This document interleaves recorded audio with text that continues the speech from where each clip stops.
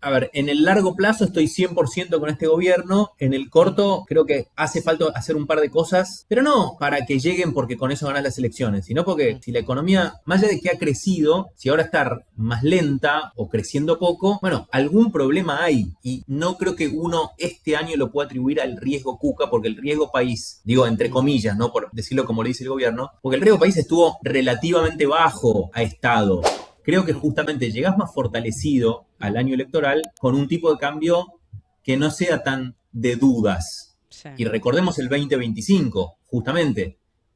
Tuvimos esa cosa, ¿se acuerdan que salimos del cepo en abril o cuasi, digo, unificamos el tipo de cambio, mantuvieron restricciones y estamos con esto del dólar a 1100 o a 1000 o se va al piso de la banda. Y creo que en parte por eso, en el periodo justamente preelectoral, subió hasta el techo de la banda y hasta la intervención de Bessent. Sí. Entonces, justamente creo que la manera de evitar eso es no entrar al año electoral Mm, con un tipo de cambio que genere dudas en mm. los... eso por un lado, digamos. O sea, por eso te digo, al revés, mejor temprano que tarde, Corto plazo. claro. ¿Pagás algún costo? Puede ser, pero además yo creo que todavía tenés el tiempo, y esto sí, Agustín, es una distinción, me parece importante, que todavía si hoy te relajaras, está el tiempo suficiente para que tenga un impacto favorable en la actividad. Sí, por ahí no los primeros 2 meses. Acá Argentina tiene algo especial, que es un país con activos dolarizados, donde la gente, y por la gente me refiero de clase media para arriba, o clase media quizás alta para arriba, tiene algunos canutos de los que habla Mm, siempre Caputo, justamente, sí, sí. ¿no? Y bueno, y no es lo mismo ir a comer y gastarte $100 que gastarte 70. Mm, Y si te gastás 100, decís, che, pará, no sé si voy. Para esa gente que tiene activos dolarizados. No es lo mismo las vacaciones estas, decidirte ir a Brasil que irte a la provincia de Buenos Aires o donde sea. Entonces yo creo que todavía tendrías el margen para tener algún efecto favorable al nivel de actividad que te coloque mejor en lo más importante, por supuesto, que es para la economía, que es la reelección de Milei. Digo, mm. o algo parecido. Y Ahora, esa reelección en términos económicos, hoy la ves a la vuelta de la esquina, la ves en primera vuelta, la ves a una cuadra. No, creo que no está nada escrito, que tenemos esta especie de círculo vicioso o virtuoso. Si la economía está bien, mejora en las encuestas Milei. Si mejora en las encuestas Milei, la cosa está más tranquila, el riesgo baja y la economía le va bien. O el malo, que es lo contrario. Si la economía está más o menos, baja en las encuestas, vienen los cucas, o como les digan, y sube el riesgo y la economía empeora. Entonces, yo creo que para ir al buen equilibrio, o puesto de otra manera, creo que se pueden hacer cosas para ir al buen equilibrio. Una es esta de la que hablamos, creo que también hay otras, creo que desde el punto de vista del crédito se pueden hacer cosas, Mm, desde el punto de vista de, qué sé yo, planes de vivienda, pero hechos por el sector privado, como le gustaría a mi ley, bajando impuestos, o sea, un RIGI de la vivienda. Estoy tirando como solamente ideas para decir, nada está escrito y lo que haga el gobierno es importante para cómo ande la economía el año que viene y eso es fundamental para que mi ley relija, ¿no? claro. Eh, quiero volver unos casilleros para atrás, volver al dale. tema del tipo de cambio y cómo desarmar el problema. ¿Se podría hacer de una manera rápida, shock, o hay que ser cuidadoso por lo que mencionaba Agustina también, el pass-through, ¿no? Sí, yo creo que, a ver, nadie, no nadie, pero Ujú, yo personalmente no estoy pensando que Argentina necesita un dólar de 2.500, pero ujú, me decís, ¿cómo funciona mejor Argentina? ¿En el techo de la banda o acá? Yo creo que funciona mejor en el techo de la banda, ujú. o en 1.700, algo. Entonces, Sí. cuando vos haces la cuenta, si bien el número parece un montón, 200 pesos, lo que sea, proporcionalmente no es tanto y el pass-through es relativamente pequeño, como recién señalaban. Entonces, hay un costo, pero creo que los beneficios superan a los costos. De nuevo, esto no es lo único que Ujú, yo creo que podría hacer el gobierno, pero me parece que es una parte. ujú. Yo siempre miro mucho el sector construcción, Sí. porque la historia del cambio estructural aplica a la industria, como decir, bueno, tienen competencia extranjera, entonces no está bien. Pero ¿por qué la construcción no está bien? Bueno, yo creo que tiene que ver con que Argentina los costos en dólares de construir están altos. Y un amigo el otro día me dijo, no, yo voy a renovar el baño, literal, ¿eh? Pero ahora está muy caro en dólares, voy a ver qué pasa. Mm, Entonces la gente Ujú, tiende a posponer. cuando vos pensás, ya estamos en un lugar más lógico, la gente pospone menos y gasta más, ¿no? Mm. Y esto es un sentir, pues vos decís, Argentina funcionaría mejor, ¿no? Con el dólar en el techo de la banda. ¿Crees que es un sentir generalizado en el gobierno? Porque por ahora estaba estabilizado, es verdad que está bastante estabilizado en un valor, pero hace poco, hace muy pocas semanas, de hecho, se volvió a hablar, ¿no? Sobre la posibilidad de que el dólar aumentara a partir de unas definiciones del vocero presidencial, que después del gobierno dijeron, no, fueron sacadas de contexto, etcétera. Pero sí hubo un operativo, ¿no? De salir muy rápidamente a decir, fueron sacadas de contexto, tranquilos, esto no se va a ir a 1800, ¿no? Y me parece que obviamente en la Argentina siempre nos preocupa que el dólar aumente por el estrés postraumático que nos ha generado todo eso, ¿no? Pero ¿crees que hay una sensación generalizada de que debiera estar más cerca del techo de la banda o respondió ese operativo de salir a aclarar rápidamente por el miedo que tiene la gente al aumento del dólar? A ver, seguramente, primero hay gente que opera y que le gustaría un dólar de 3.000 porque es la única manera de ser Sí. competitivo. Eso por un lado. Después estamos los macroeconomistas que decimos lo que realmente creemos. La posición del gobierno no la conozco. En general, todos los gobiernos, hace poco republicamos un libro con Pablo Berchunov que dice exactamente esto, que todos los gobiernos se tientan con la apreciación cambiaria porque los gobiernos piensan en el corto plazo y en el corto plazo por ahí tiene un costo y alguien se puede poner nervioso. Mm. Yo creo que para poner en valor lo que ha hecho este gobierno, toda la mejora en la situación fiscal te cambia mucho el efecto que podría tener que un día el dólar se va a 1.600 y otro día a 1.750. Realmente creo que nos dura 15 días la conversación y después decimos, sí, el dólar está en 1.600, ¿cuál es el problema?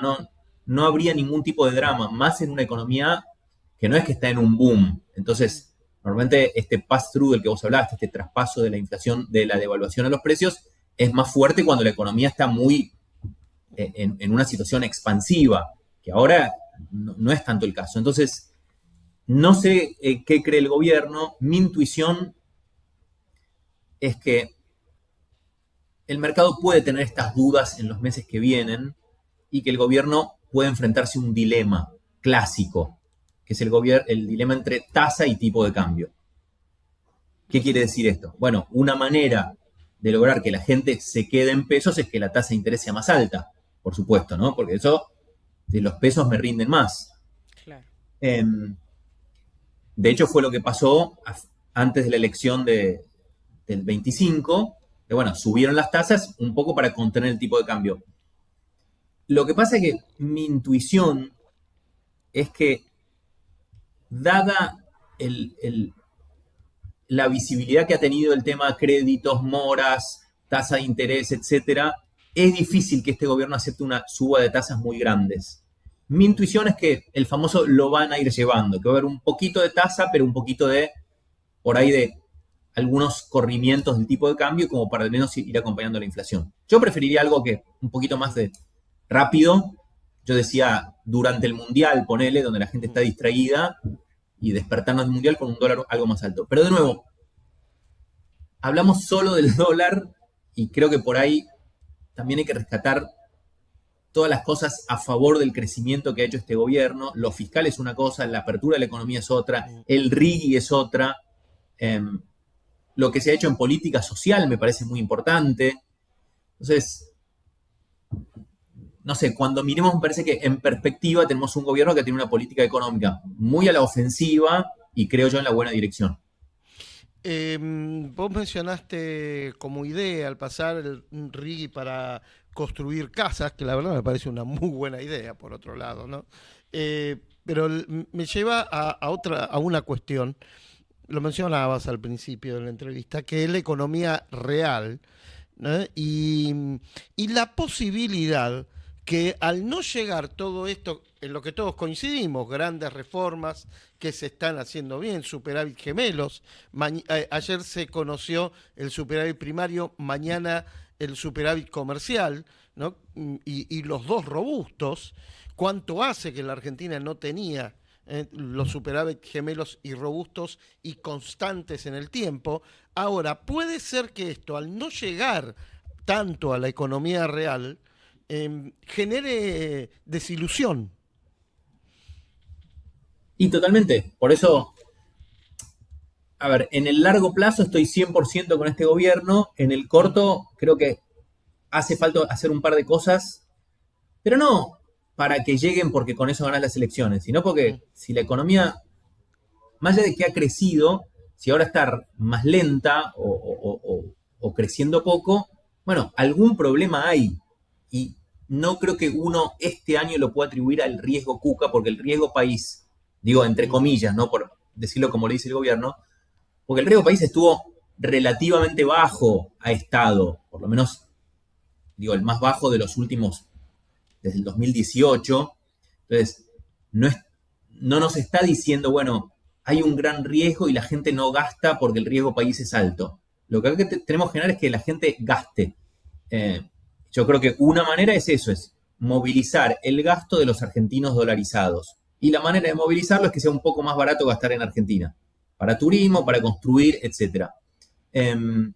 Sí, a todos nos preocupa que si la situación de corto plazo no es muy vibrante, esto tenga un efecto en las encuestas y todo lo que ya sabemos, porque creo que pondría en riesgo realmente el gobierno más reformista que hemos tenido desde los 90 para acá, ¿no? Y hablando de gobierno reformista, hay un tema en particular que quiero hablar con vos, porque decíamos no estabas al aire, pero siempre respetamos mucho al que fue funcionario. Ser funcionario en este país es muy complicado, muy complejo, y hay mucho más para perder que para ganar a veces, ¿no? Y vos estuviste en el Banco Central. El gobierno está proponiendo una reforma del Banco Central, ya está en el Congreso, ya tiene dictamen, ¿verdad? Sí. Creo que en diputados están los votos, habrá que ver en el Senado. Quiero saber tu opinión en general con la reforma del Banco Central y con este proyecto en particular que presentó el gobierno de Javier Milei. Está muy buena la pregunta.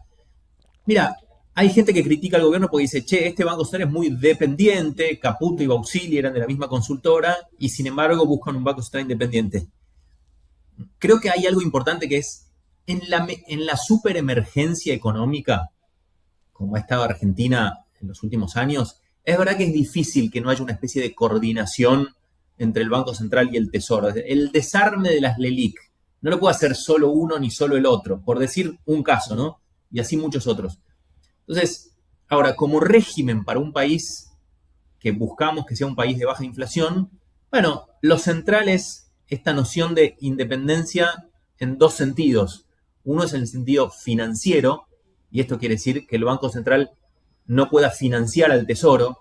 Eso no es tan fácil de escribirlo en una ley porque uno quiere preservar que el Banco Central pueda comprar bonos en el mercado. De hecho, lo preserva esta reforma y a veces puede usarse como manera indirecta de financiar al gobierno. Pero como espíritu, sí creo que los argentinos tenemos claro que la maquinita no es buena idea. Esa es una, la autonomía financiera. Y la otra central es la autonomía, llamémoslo así, funcional. ¿Qué quiere decir? Que los funcionarios del Banco Central, esencialmente el presidente, no pueden ser removidos por el Poder Ejecutivo de manera sencilla. La clave es que no pueden ser removidos. ¿Por qué? Porque si podés ser removidos no tenés poder. El día que hay un conflicto, que es muy frecuente, pasó en Estados Unidos ahora con Trump y Powell. Trump, presidente de la nación, quería bajar la tasa. Powell, presidente de la Reserva Federal, decía, si bajo la tasa de inflación, voy contra mi mandato, y no la bajó. ¿Por qué? Porque Trump no lo podía echar.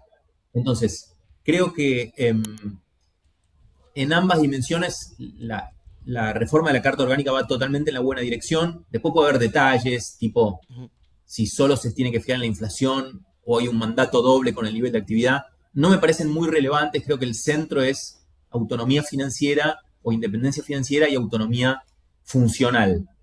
Ojalá salga.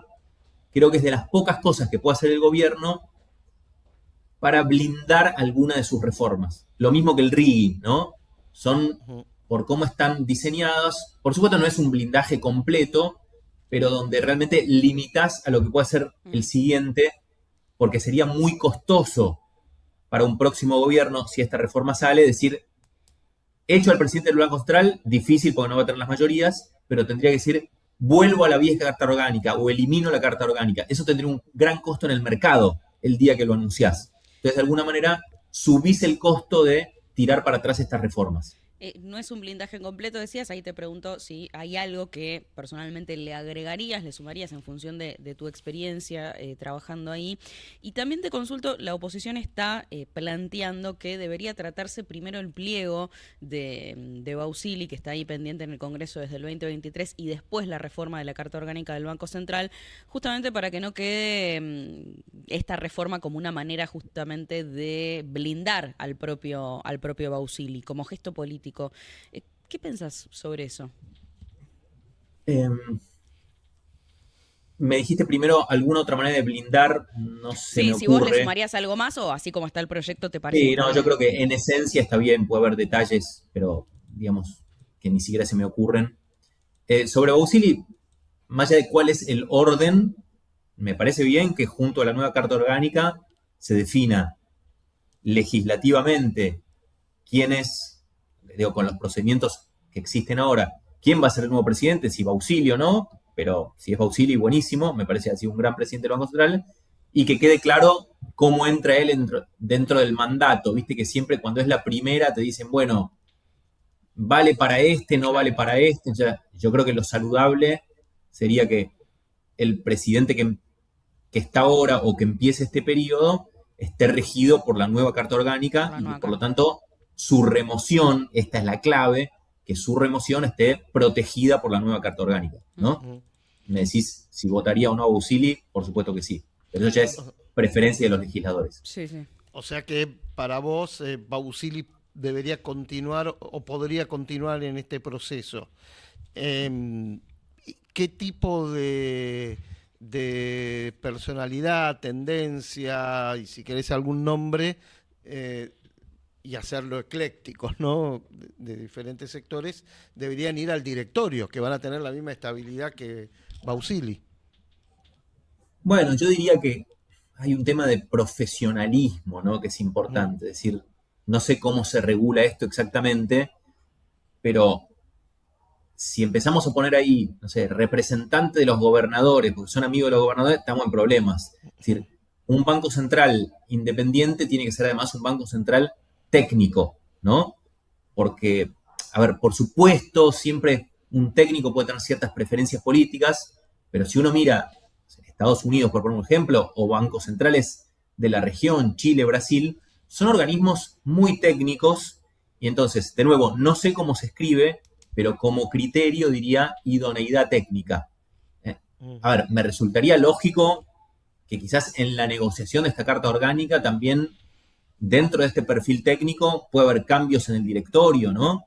Porque estamos hablando de personas que van a estar mucho tiempo y que no van a poder ser removidas, pero eso es lo que esencialmente diría. Ahora, cuando digo técnico, ni siquiera necesariamente es economistas. Pensá que ujú. Powell, creo que es abogado, era el que era presidente de la Reserva Federal, y Christine Lagarde, que es la presidenta del Banco Central Europeo, tampoco es economista. Hay mucho de juicio, de temperamento, pero sí de Mm. antecedentes en el mercado Ujú, financiero, ¿no?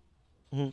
Em, Quiero ir vos en un momento mencionaste, yo también el tema, el riesgo Cuca, el cambio de gobierno, etcétera, etcétera. Eh, una democracia, una república es un gobierno y también una oposición responsable, ¿no? Y la posibilidad de una alternancia sin que vuele todo por el aire, ¿no? O sin la amenaza de que vuele todo por el aire. Y eso es parte de la confianza en la economía. Mirando ya un poquito más al mediano largo plazo, ¿qué mensaje debería tener la oposición, que es oposición, ¿m? Para generar la alternancia, la posibilidad de la alternancia, pero llevando tranquilidad a la economía? ¿Qué mensaje sí debería tener y qué no? Sí, lo bueno de esto es que tenemos Mm, todos los antecedentes de la región y lo que mm, ocurre en otros países de la región, de llamémoslo así, las macroeconomías relativamente mm, saludables de la región, desde Uruguay, Paraguay, Chile, Brasil, Perú, digamos, donde tema fiscal hay un consenso. Lo que se discute es, bueno, gasto más alto con impuestos más altos o gasto más bajo con impuestos más bajos, pero no populismo fiscal. mm, Banco Central, sí, que sea técnico e independiente, te diría, esas dos cosas son como casi las centrales. Después hay otros elementos de, llamémoslo así, este canon de política mm, económica de estos países emergentes. Hablé de Sudamérica, pero podría darte otros ejemplos en el mundo. Entonces, sobre esa base común, ya sí opinar, bueno, la economía un poquito más cerrada, un poco más abierta, se discute en Estados Unidos. O sea, esas cosas por ahí se pueden discutir. Pero yo diría que esos dos elementos, ojalá sean una herencia de este gobierno, sea que termina el año que viene o que dura 4 años más, digo, alrededor de un equilibrio fiscal y un manejo técnico de la política monetaria, ¿no? De nuevo, en esto somos anómalos y no solo por el kirchnerismo, es decir, vos por ahí, como yo que tenés algunos años y de la época que mencionaste, recordás durante la hiperinflación de Alfonsín, que el gobierno que entraba hablaba, no, queremos un tipo de cambio recontra alto. Obviamente si vos decís que el dólar va a estar recontra alto, no le haces un favor al gobierno que está. Sí. De alguna manera, Milei diciendo voy a dolarizar, tampoco benefició. Mirá que Massa, yo no he hablado nunca bien de Massa, pero es verdad, diciendo, o sea, dando explicaciones técnicas de cómo iba a dolarizar, no ayudaba mucho. Yo me acuerdo. Y en ese de cómo voy a dolarizar quizás era al tipo de cambio que sea que me alcancen los dólares, que podía ser 3.000. El peso es excremento, todas esas cuestiones. Exacto. Entonces, lamentablemente en Argentina tenemos una macroeconomía tan frágil que una estrategia política que sirve mucho a la oposición es dañar esa macroeconomía. Eso en las macroeconomías más sólidas no ocurre.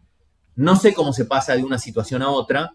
Lula fue un caso muy interesante porque él, cuando llega, en el 2002, había dudas si él iba a mantener Banco Central Independiente, etcétera, y lo hizo. Y eso realmente cambió Brasil.